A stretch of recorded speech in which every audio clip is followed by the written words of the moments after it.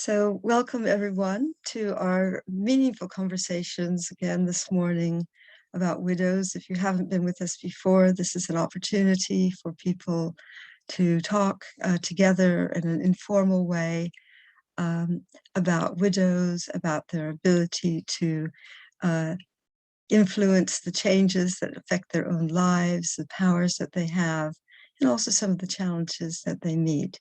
And today we're going to kick off our discussions with two speakers. One is Heather and the other is Niharika. And I don't know which one of you is supposed to be starting, but I'll hand it over to whoever is starting first. So please welcome. Fantastic. I shall go first if that's all right. So yes, over the last month, I've had the privilege of attending multiple events on both International Women's Day and throughout the period of the Commission of the Status of Women. I'd just like to say I have complete admiration for the commendable work that so many people are doing in order to get women's rights recognised. And on that note, I'd first like to thank Widows' Rights International and their partner for hosting these meaningful conversations and for all the effort they put into promoting women's rights. When I first got involved in work with NGOs that focused on widows, I had little knowledge on just how vulnerable and overlooked widows are at both a local and global level. The organisation I currently represent, Widows for Peace Through Democracy, aim to give widows a voice at the global level and make sure their role as agents of change is not overlooked. I'm thrilled to announce that as a result of so many incredible advocacy groups and strong-willed individuals, that on the 15th of March, the United Nations General Assembly passed the resolution titled Addressing the Situation of Widows. This formal recognition from the United Nations of widows as a disadvantaged group is an incredible development and a promising sign for the future of widows' rights. So I'd like to begin by introducing you to the topic myself and Niharika shall be discussing, the discriminatory practices against widows. It is often the case that the plight of widows is overlooked when discussing human rights, meaning their well-being and protection is left out of the conversation. I aim to highlight some of the atrocities that widows face every day in a bid to raise further awareness on their situation. For most widows, the death of a husband is not only a time for emotional grief, but also a time for severe torture and humiliation. Widows are often stigmatised as the killer and forced to submit to inhumane widowhood rights practices. In areas of Ghana, a widow is not allowed to sleep in the bed for 40 days following her husband's death. Instead, she is confined to a mat on the floor and is often not allowed to leave the house during this period either. Equally, in certain regions of Nigeria, a woman is forced to drink the bath water used to cleanse the corpse of her husband. This ritual intends to prove whether the wife has contributed to her husband's death. Refusal to participate in this is often taken as a guilty admission. Furthermore, the lack of equality in inheritance laws increases their vulnerability. For example, in India, a widow cannot gain the legal title of head of the family until her son turns 18 and becomes the head himself. This is discriminatory as the title comes with privileges and duties under Hindu law, which bypass the widow. Widows in many countries are viewed as the husband's property, thus are inherited by family members.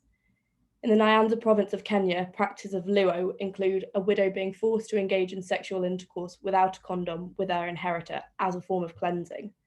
This has resulted in significantly high levels of HIV among widows. Widows are also much less likely to have access to a pension, so the death of a husband can lead to destitution for women of older ages. On the other hand, child widows face a whole other set of issues, including sexual violence, trafficking, and gender-based violence. At least 1.36 million of the approximated 258 million widows globally are children. However, the true figure is most likely significantly higher due to underreporting. Another factor that must be addressed is the lack of education that often plagues widows living in poverty. There is a strong correlation between lack of education and becoming a child bride, hence why widows must be referred to in the context of all ages. This means when a husband passes, widows often have few qualifications yet must still provide for herself and her dependents. Therefore, these women are forced into dangerous informal sectors such as prostitution or begging, where they are subject to further abuse. Some widows are able to be employed in agriculture. However, linking to the current CSW priority theme of climate change, it is clear even this opportunity is under threat. global warming and freak weather instances often result in failed or destroyed crops. Thus, on top of the distressing situation these women find themselves in, the possibility for upward economic mobility is also being challenged, and this shall be discussed later by Niharika. These examples don't even scratch the surface of the discrimination that widows face. However, I hope it served as an introduction for those of you previously unaware of their unique position in society. I'd like to end on a more positive note, though, by acknowledging just how much widows' rights organisations have achieved since the first ever international meeting held at the Beijing 4th World Women's Conference 27 years ago. The adoption of a resolution on widowhood at the General Assembly confirms this. Moving forward, we must continue to push for the United Nations to commission a special report on widows in conflict, hopefully justifying an appointment of a special representative of the Secretary General on widowhood. Seeing the turnout this early this morning, or for those of you in the UK, really gives me hope that together we can build a better future for widows. I shall now hand over to Niharika, who's going to discuss the plight of widows and how it plays into the CSW66 theme of climate change. Thank you for listening. Thank you, Heather, for your insightful perspective on widows. Now, to primarily focus on this year's theme of the Commission on the Status of Women, which is climate change and disaster management discourses, I'd like to assert how climate, conflicts, and disasters are hazardous for widows in particular. As the International Panel of Climate Change has also found, gender inequalities are further exaggerated by climate-related hazards, and they result in higher workloads, psychological and emotional stress, and higher mortality rate on women as compared to men. Recent natural disasters, climate change, wars and conflicts, migration and displacement have resulted in a dramatic escalation in number of widows around the world. Migration or internal displacement caused by natural disasters has led to a growing number of half widows. Half widows are women who do not know if their husbands missing in the disaster are alive or dead. Let's take the example of the Russia and Ukraine conflict. The men of Ukraine are made to stay back and fight for the country, while they have sent away their wives and children to safer countries. These women, who might in future lose contact with their husband back in Ukraine and cannot determine for years if he's alive or dead, are half widows. For a half widow, there is no proof to substantiate her widowhood, so she cannot seek any privileges of a widow whatsoever, nor does she have the support of the husband who has been absent from her life for years. Widows in conflict and war may be left behind when others escape as refugees. This also gives rise to another concept of white widows. White widows are the women whose husband disappeared during their migration to another country, which makes her incapable of transferring her new citizenship onto her children.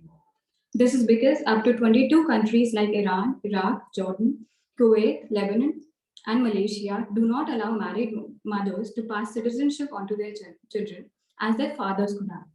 So lack of documents in a new country with no husband leads to forced marriages, sex slavery, or they often end up as beggars or prostitutes just for the sake of supporting their children and surviving in a new country. Now, I would like to point at the impact of natural calamities on land. Equal access to property, which is guaranteed by Article 16 of the Convention on the Elimination of Discrimination Against Women, is particularly critical in post-disaster situations, given that housing and land are crucial to recovery efforts. This is especially when displaced widows who have lost their husband to the disaster return to their homes to find they have no legal right to their land, and as a result, no means of earning a livelihood. Close to 64% of rural people rely on forests and rivers and engage in some form of agricultural or small farming. A significant portion of these people are widows who often complain of environmental pollution, lack of water supply, physical damage to crops and land due to natural disasters. Unfortunately, no regress from the government for their only source of income often leaves them with no choice but to borrow money, leading to an endless cycle of debt. Widows work hand to mouth, struggling to feed their children, but they are still forced to flee their land during calamities like drought or floods. Keeping in consideration the government relief camps that come forward during natural disasters, it will also be important to highlight that many widows do not go to these shelters at all. This is because of the lack of security and apprehension of abuse in these shelters, which might occur because of the absence of their husband. Makeshift relief camps are often overcrowded without private spaces for women to take bath, to breastfeed, etc. Widows are often left with no recourse but to seek protection of strangers in the name of migration to a safer place, unaware that they do not always have good intentions. This has also led to increased incidences of human trafficking, violence against women, and sexual abuse, which in turn can lead to unwanted pregnancies, sexual diseases, and other reproductive health issues. Frequent natural disasters such as cyclones and rising sea levels has contaminated water in India and Bangladesh. Consequently, women in areas of India and Bangladesh have been forced to walk farther away to fetch potable water as rivers near them become salty. A study by the World Health Organization found that in coastal areas of Bangladesh, pregnant women were suffering from life-threatening conditions, including high blood pressure and eclampsia. The reason was the consumption of such salty water, as they were unable to walk for away daily to fetch potable water during pregnancy.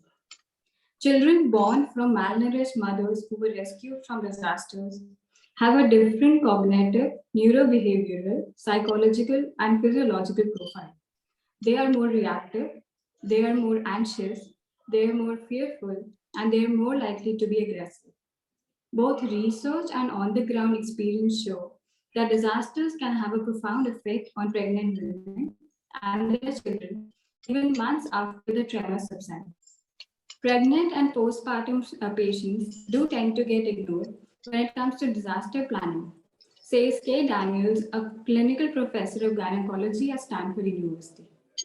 When pregnant widows are suddenly rendered homeless after their husband's death in natural disasters, and they don't have enough potable water or any food, we begin to see all kinds of complications, including stillbirths, premature infants, low birth weights, and retained placentas, which can be deadly for the mother.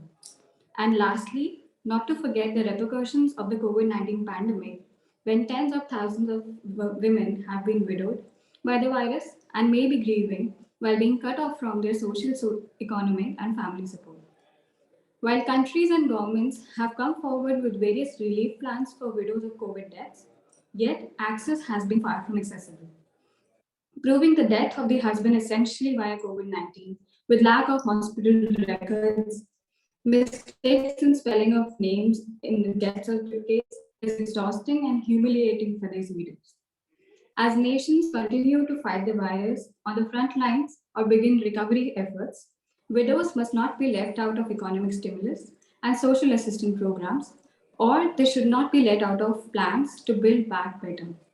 In the end, I'd like to express my gratitude and a sincere vote of thanks to Widows' Right International and their partners for hosting meaningful conversations and providing a pertinent platform to advocate for marginalized section of society, that is the widows.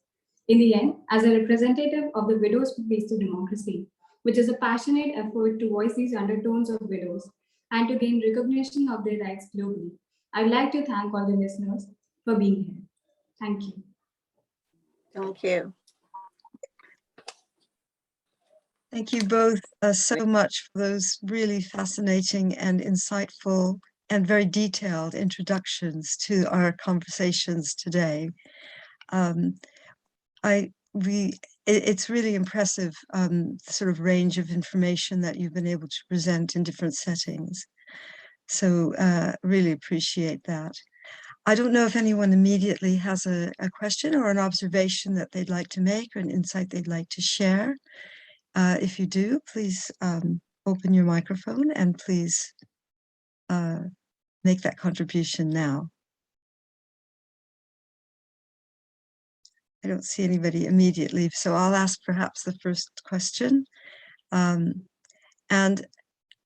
question that I had for both of you really is, how do you see this new General Assembly resolution being implemented and the effect that that might have on the very topics that you've been talking about today? I mean, it's just a conversation. We don't know, but let's see if we can tease that out a little bit. Heather, please go ahead.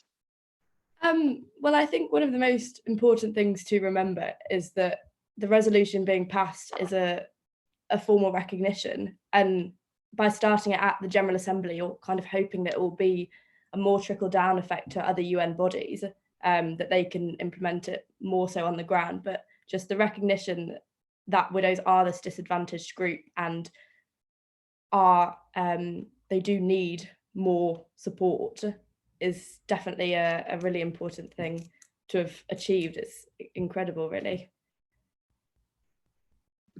Yes, thank you so much. Can I have Niharika? Is that how you pronounce your name, Niharika? Niharika. Niharika. Okay, Yeah. Niharika. Please go ahead. And then Alice after that, please. I absolutely agree with Heather that it is a form of recognition for widowhood and widow rights. But I also feel that it is a very small step towards widowhood recognition, and we still have a long way to go. So I think this is a very small step, yet very significant step towards the recognition of widows and the marginalized section of society, that is the widows. And I think we have a long way to go and a very, very significant way to go. Thanks so much. It's a small step, but for some of us who've been around a long time, it's a gigantic step forward. But yes, I mean, it's a small step in the effort, isn't it? I mean, I think that's correct. Alice, please go ahead. Thank you both so much, and it's wonderful to have such a great group so early in the morning, which shows the passion for the subject. One of the things that I've felt, and I don't know whether you agree and how we could take this forward, is that looking at the resolution, I think it's all very well for us in this group because we know the challenges facing the most invisible widows, the marginalized widows. But I do feel that politicians, policymakers, local government officials are far from being widow aware. And I was just wondering if either of you have come across any widow aware training courses for policymakers, whether that's something we ought to be considering, because I think at the heart of using this resolution to bring the invisible to the visible, there does need to be some training. And I don't know whether either of you have come across any training. And if you have, it would be really interesting to know where you've seen it and whether it's possible to access it. Thank you. Thanks, Alice. Can I hand back to our two speakers if you've got any information? In all honesty, I haven't come across much to do with training necessarily. I think one thing I found quite interesting in doing some recent research in the pension scheme in Bolivia for widows was that there actually are quite a lot of reservations for pensions for widows. So I think if you're looking in terms of policy making, then pensions is definitely somewhere that's on the rise for targeting, which, although it doesn't necessarily get to the root issue, it does provide some form of support for widows of an older generation.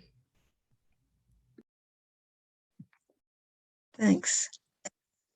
I haven't also come across any training programs per se, but I come from a country which is India, which is very backward when it comes to widows and women who lost their husbands.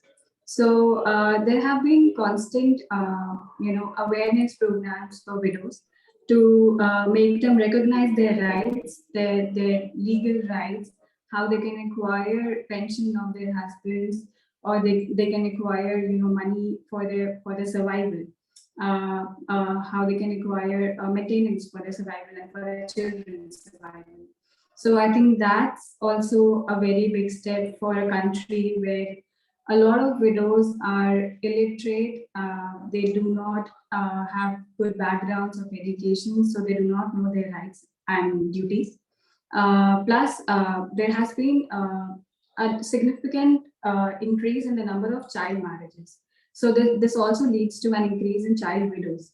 So for widows who are minor girls and haven't been able to be educated or trained, I think training programs would be a very important step and would be a very good way to go forward. I think it's a great idea.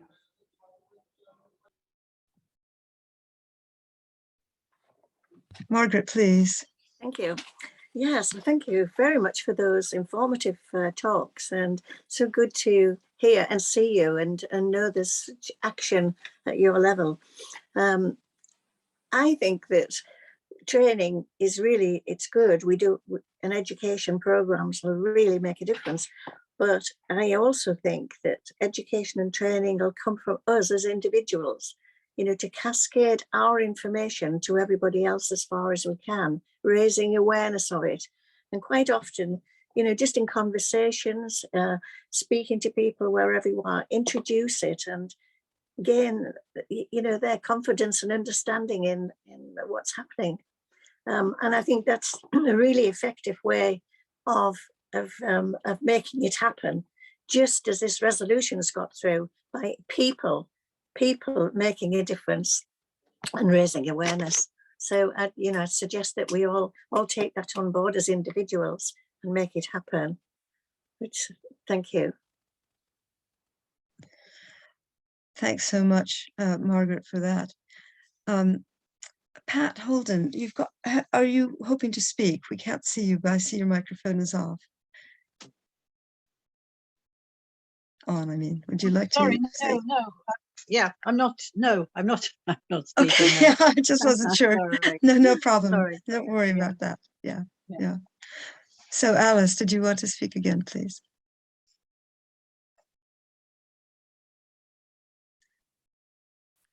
I mean, it's a lot. You've given us a lot to think about, and at WPD we are always looking at what's coming up on the radar. And one of the key things that at this CSW, the events that I've attended on widows, has called for the birth certificates for widows, or even the most marginalised. Well, in my view, the most marginalised are the most important. To have birth certificates, to have certificates of their husband's death certificates, and certificates of any children, birth certificates of any children they may have. And one of the things I think, because you're talking, both of you, at quite a deep, detailed level here, is how could you see that being unrolled? What needs to be done? Because one of the challenges that this CSW has thrown up is that widows who are maybe in countries where polygamy is permitted, if you're the fourth wife, you cannot get a certificate. So on the back of this resolution, I'm just wondering if you, Heather and Niharika, have got any suggestions about how we can actually sort of build this into a kind of framework to take forward, because it is to do with legislation, in my opinion. But anyway, I will leave that to you two now to comment on. Thank you. I think one of the most important things with rolling out birth certificates, and as you said, countries that practice polygamy, is understanding the culture around it and why a fourth wife might not be able to access the birth certificate, but then looking right at the core of it, at policy making, to be able to change that legally. I think having the recommendation passed, or the resolution passed by the UN initially, is a good step towards that, because at least it puts it on the agenda for future policy making. In terms of like a cultural stigmatization that comes with that, that's again a whole other issue. But with policy making changing initially, it hopefully would create a trickle down effect to change the social agenda on that. Thanks very much. Coming on the concept of birth certificate and death certificate, I'd also like to highlight that I was volunteering for an organization for child rights, where I had to contact families of children who had lost either of their parents or both of their parents to the COVID-19 pandemic. And the Delhi government was providing monetary relief to these families, to these children, for their education and for their mental needs. However, what happened was a lot of these women who had lost their husbands to the COVID-19, they either did not have the death certificate, or most of them had spelling of their name wrong. So since the spelling of the name in the death certificate and in the husband's ID were different, they could not get the monetary relief that the government was providing. So because of the anxiety and stress that would have been there when they had hospitalized their husband, and they must have made a mistake in writing their name, and they did not even concentrate on that fact, has caused a lot of damage to these families, because they cannot get the relief that the government is freely giving. So I think we need to make better redressal mechanisms, better redressal systems for these rectification. I also advise these widows to get the certificate rectified as soon as possible, because I knew that they won't be able to get the monetary relief that the government is providing. But they told me that it had been months and months since they had filed a complaint for the correction of their certificate, but there has been no response from the government. So I think that's something that needs to be worked on, and we need better redressal mechanism for situations like these. And I think, yeah, that's that. Thanks so much. I'm just wondering also about sort of the new widows that are now being created with regard to a situation that's taking place in Ukraine. I don't know if you have any information about what's happening with those widows, and also the kind of challenges that they might be facing. We know that they're very strong people because they've been withstanding a war and they've been able to migrate to other parts of the world, but we don't know about the ones who are left behind. I don't know if you've got any information about that. Alice, did you want to come in?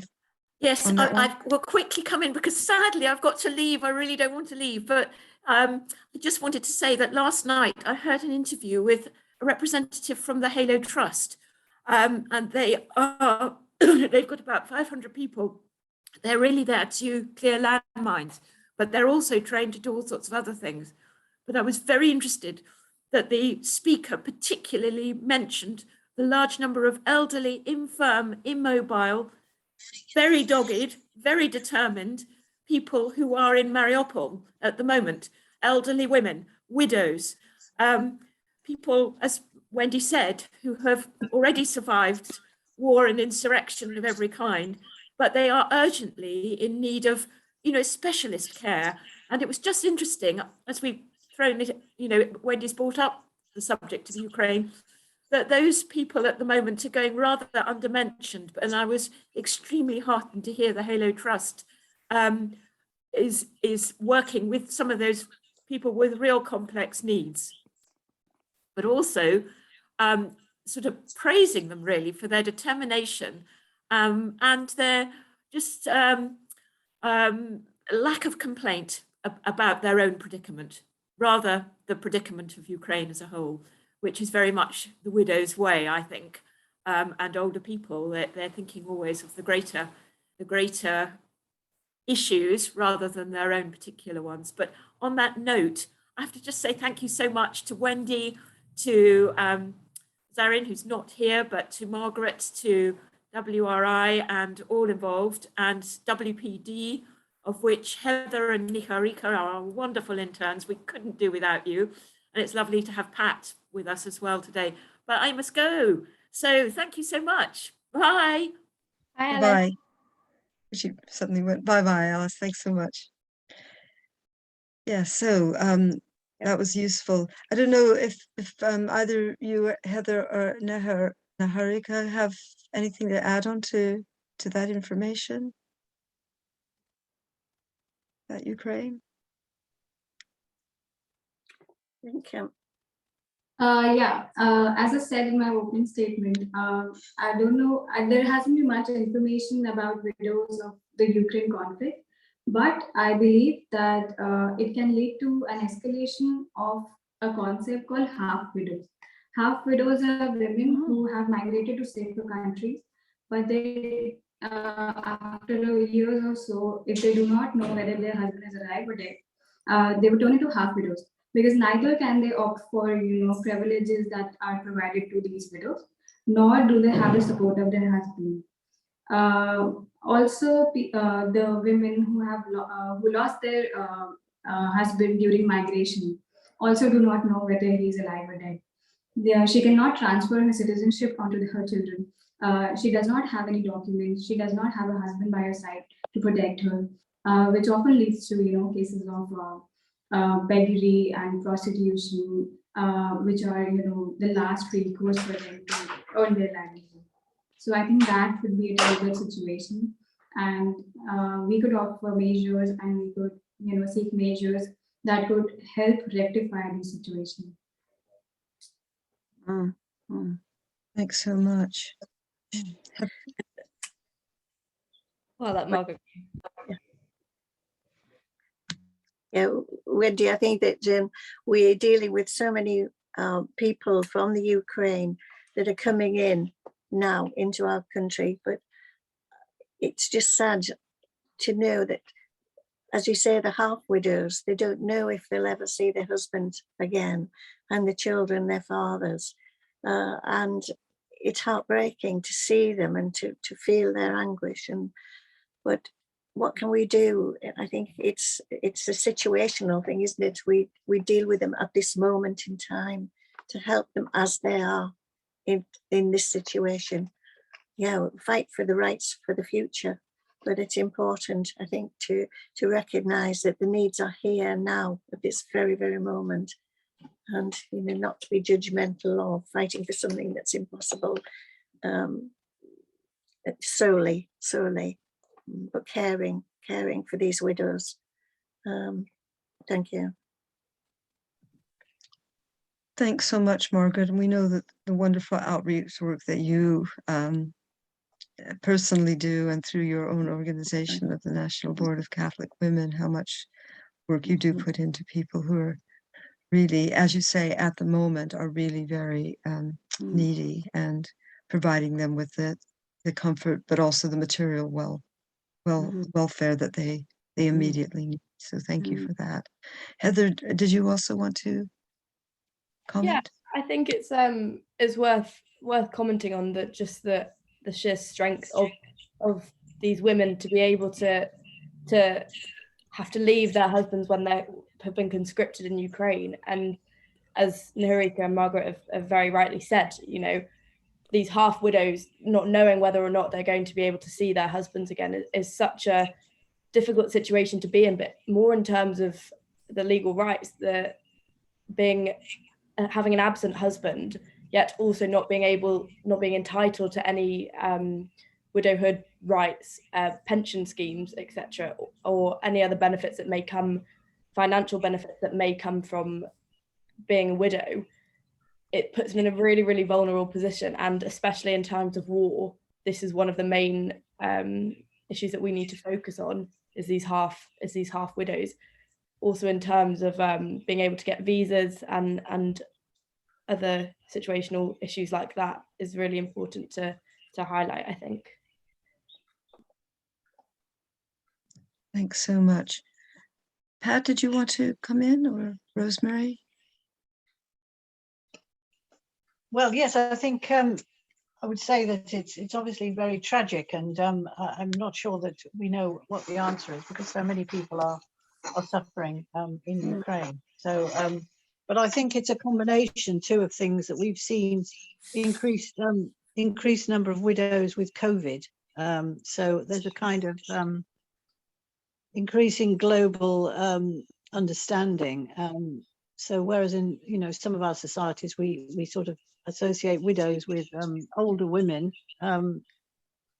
we do know, of course, that many young girls become widows, but things like COVID and this situation in Ukraine, I think, have highlighted the fact that widows are going to be widows of all ages, and many countries are not prepared for that in terms of provision of welfare, social security, or support.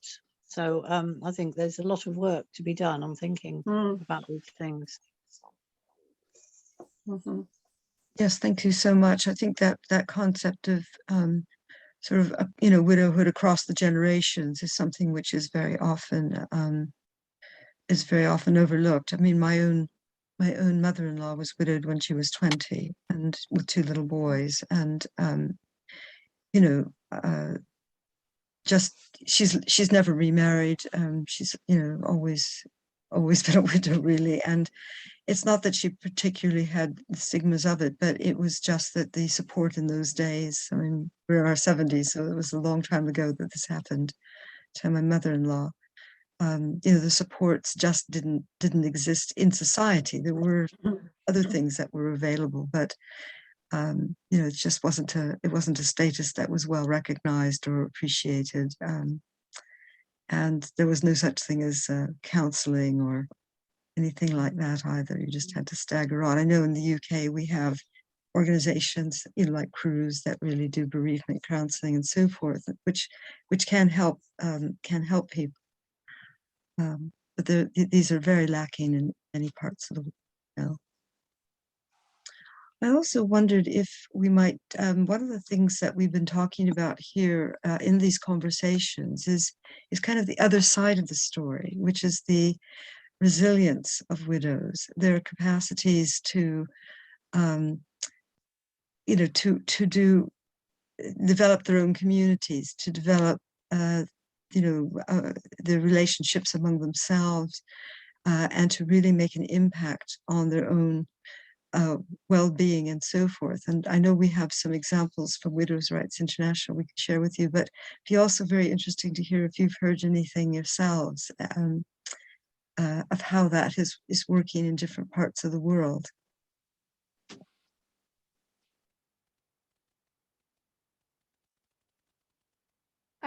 I'll begin. So there's a really interesting, because the way, for those of you who don't know how WPD is structured, we give a voice at the global level to grassroots organisations that work with widows on the ground.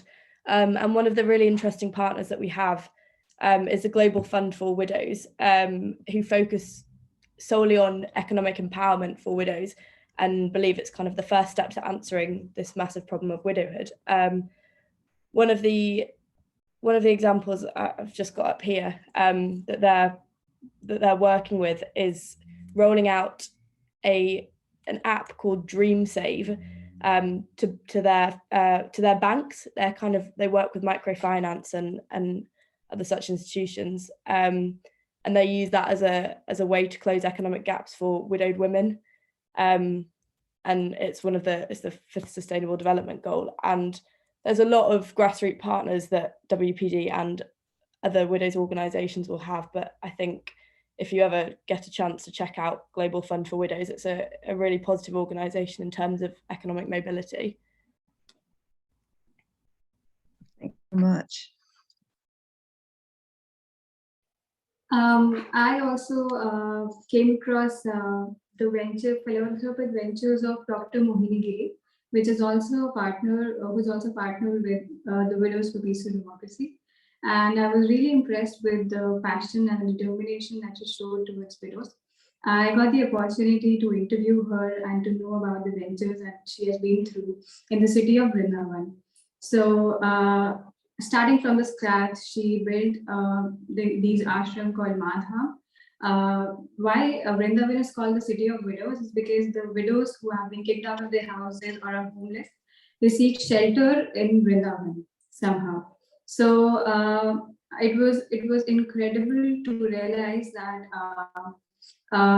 from the determination of Dr. Mohini Giri, these widows were turned into independent entrepreneurs. They had started earning their livelihood through minor labor works, etc. And they transfer the livelihood that they have earned to themselves and to their children for their betterment and their better future. So I think that was very impressive, building from scratch for so many years, and now it has reached to a point where widows have turned into entrepreneurs, have started earning from themselves, they're standing on their own feet. So yeah. Oh, that's a great example. Thanks so much. So I just wondered if there's any other points that people would like to raise for our speakers, or on other, or just to have a conversation among themselves on something that has touched them from this conversation or others that they have heard. Yes, please, Margaret. Please unmute, Margaret. Sorry, I'm just listening to the marvelous presentations you've given and the conversation. It's really alerted me to, you know, areas that I perhaps didn't think of, and I wondered if there was any one need that was highlighted which is more evident than anything else. You know, is there one thing that you think is foremost that the widows need now? You know, out of all your research and conversations with women. We know they need stability, we know they need, you know, the pensions and economic empowerment, but for immediate response, what is the first thing that has come to mind that is most needed, which we can immediately give to them, you know, to give immediate, so like the first step on the ladder of progress? I think I'll begin with, I think one of the, if you're looking at immediate response, the kind of the work, as I spoke about Global Fund for Widows doing, which is on the ground, very grassroots. For example, they've set up chicken farming in Malawi and given these women their own chicken farming businesses for this economic empowerment. And I think the first step for an initial reaction is to make widows realize they're not alone, and by building these communities and by building these kind of economic areas in which they can thrive and regain their independence, because following a really traumatic event is definitely a great place to start in the bigger picture. Thank you, Heather. When I was interviewing Dr. Mohini Giri, she gave a very significant suggestion, which I believe fits well in this scenario. Is she just suggested that the government should create a one-window system. One window system would be to, you know, provide all sort of relief, which is pension, healthcare, monetary, and everything in one window, via one facility, one ministry, which will be Ministry of Women and Children. So that would be very easily accessible for these widows. They won't have to run from one facility to another, you know, in need of pension, in need of healthcare, which I think would be, which is a very significant suggestion and can go a long way ahead. Yes, that is a good thing. They're very good. And have you seen any of this in action anywhere? Not really. I mean, it is a good suggestion, but it has not been implemented as I think so, especially in India, where you know, government redressal systems are very rigid. Yes, just food for thought. You know, can we link all these agencies and needs together and prioritize which is needed, and how can one link with the other? Yeah, to make progress. Yeah. I'm really interested in how you started the economic empowerment on the chicken farm, or how it was organized, because that's a collection of widows together, wasn't it? So you got them into a group and then started the development rather than individual widows being individually starting their economic empowerment. They've done it as a collective. Yeah. Yes, they've done it as a collective. I'm not 100% sure on the complete details of that, but I will send Global Widows a message and get back to you on just the details of how they've managed to actually get a get it going of widows in the first place. Yeah. Thanks. That's great. Thank you very much. Look forward to that. I'm just thinking of the example that we're most familiar with, Margaret and myself, which is Nazarian among the widows of Maasai widows in Tanzania, we're very familiar with how they've managed themselves. There's about 1,000 of them now in their collective, and about 12 villages, 14 villages. And the thing that happened there was that they just began very, very small, with 1 or 2 or 3 widows in a conversation, really. And with the kind of the view that the widows themselves have capacity, and they're not simply victims of other processes, that they have had that situation in their life, but that they are themselves capable, intelligent, resourceful, resilient people, and are living in a part of the world in which everyone becomes resilient because of the condition, just the sort of environmental environment, conditions under which they live, and the various things that have happened over the, at the moment, drought and other things, the result of climate change and so forth, that they've had to always have had to face. And because it's a traditional, the practices are traditional, and this is something that widows have suffered always. I mean, it's not something new, and they have created strategies for managing in those environments. But that first conversation, began, and people began to understand that they could perhaps leverage their own resilience and their own capacities. And gradually, over time, with very, very little intervention from anyone, except for these conversations that were held periodically, began to develop their own skill sets, got small amounts of funding to do things like training that they required and so forth, and to sort of enable them to understand what their rights were under the government's own laws, which were not being implemented for them. And so being able to help them with that. And, various projects which they instituted, for example, in that part of the world, it's the men who do the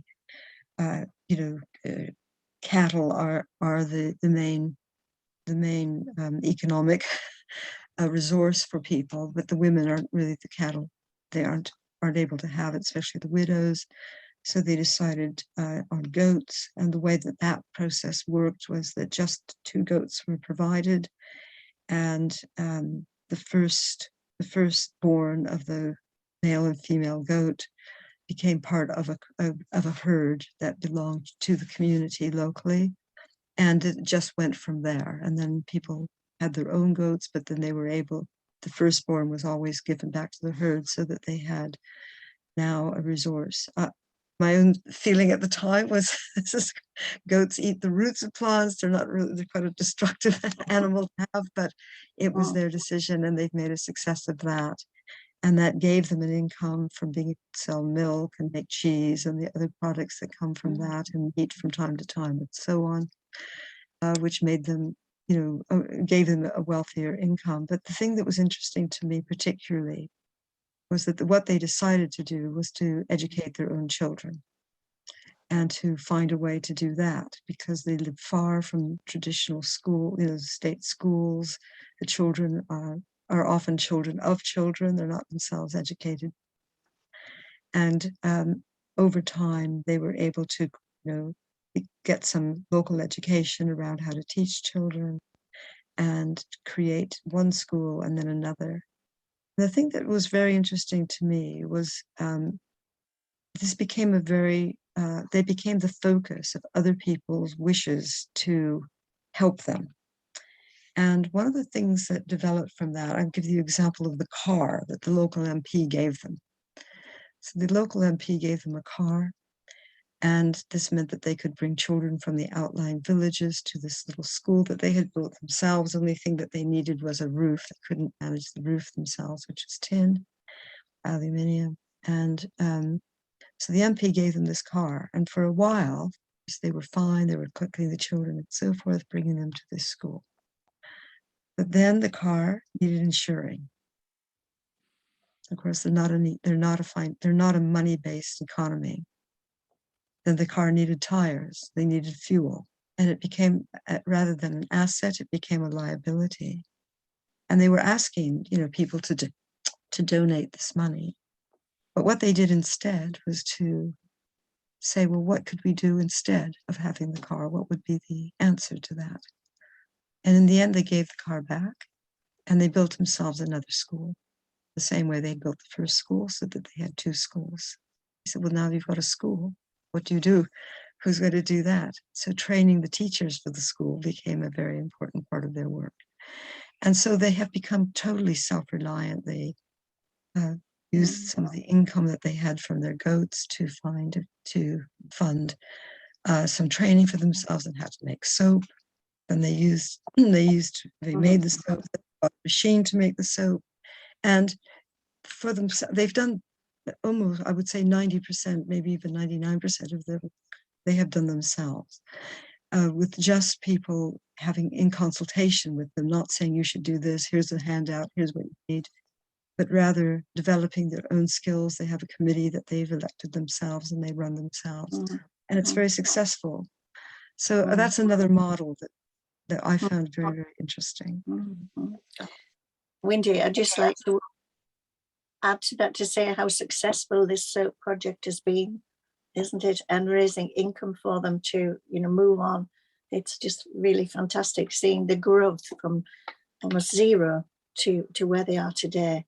It's really tremendous. And I think the education program, and we're also educated 2 children to become nurses, haven't we? And they've progressed really well in that area, looking after the health of the families.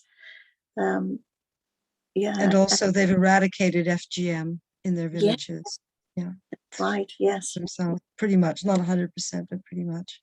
And I think it's because having a core number of people who really have taken on board the learning, the experience and the conversations we're having, and they come to trust you. And then the people that they're educating trust them. As I said earlier, it's people telling people, cascading information, sometimes rather than a formal situation of education, to develop this trust and the foundation of the future.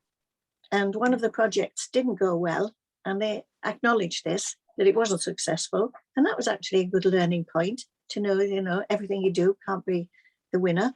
And from that, the learning has been tremendous. So it's a living example of what economic empowerment can do for that community.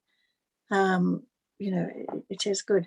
But I'm interested to look at other models as well and see how, we do and compare and contrast. And because I do believe that the economic empowerment will be the saving of a lot of poverty in the world, and helping people to help themselves and give them a self-esteem and importance and equal opportunities for women and girls.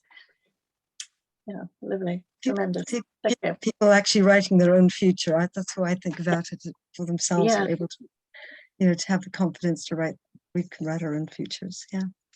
I don't know if there's any other points that anyone would like to raise. Other examples, because we're coming towards the end of our session today.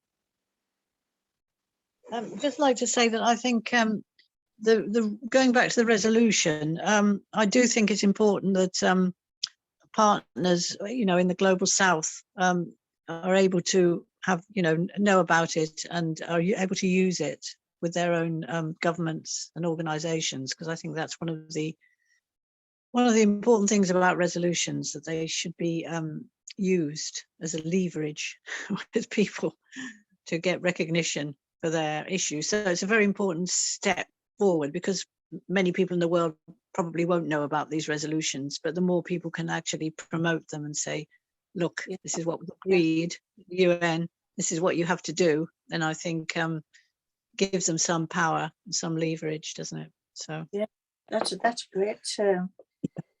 Because it's also this ability to be able to understand the regulations and laws and so forth that are affecting people's lives, and most of us don't have a knowledge of the international instruments that are available to us to those things. So as Margaret was, and you're saying that more that we can share that message with people and allow them to understand that these tools exist and that there are ways that they can be used, and that the countries that have signed up to various, CEDAW and other things, that they can hold them to account for that.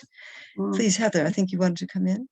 Yeah, I just would like to add on to Pat's point there and kind of say, because it was the representative from Nigeria that actually introduced the draft resolution, and Nigeria has a lot of discriminatory widows' rights practices, as I discussed in the opening statement. It's a really powerful move from them, as well as a really powerful discussion from the representative from Sierra Leone, who also spoke then, noting kind of, because of the civil war and because of the pandemic, just how many widows were about in the country, and both of these states also recognise the lack of data, which hopefully will be able to spur on more accurate recordings of these things, which definitely will be beneficial to give an overall picture of this, just how big of a situation it is that we're dealing with. Yes, that's really helpful. This whole concept of data and certificates and registrations and so forth is really at the bottom, isn't it, of being able to make significant legislative change, and that legislative change to be absolutely operationalized. And it's not just for the widows themselves, it's also for their own children and the wider community that really needs to understand the role of widows in their communities and how they can be an asset as opposed to simply a drain, which is how I think many widows are seen, as somehow a drain on the society rather than an asset to it. Well, I think we've come to the end of our session today. I think there's one more on Friday. Am I right, Margaret? There's another. Yes, Friday morning. Friday morning in the same space. So can we thank our two speakers, Niharika and Heather, and really appreciate the information that you shared with us. Wonderful to see the intergenerational nature of this event itself. Great to know that there are young people who are championing this amazingly important women around the world. And Margaret Owen was here earlier, but I don't think we can leave any session that has to do with widows without mentioning the tireless work of Margaret and others to get that resolution there and to keep going, because this challenges the resolution as well. There are some areas that need assistance there as well, that need pumping up. But just to congratulate all those people who are working for the welfare of widows around the world. And thank you so much. This will be recorded and it's going to be posted on the YouTube station platform for the National Alliance of Women's Organizations, who's a partner also today. So we'll see you. Thank you all very much. I'll end the recording now.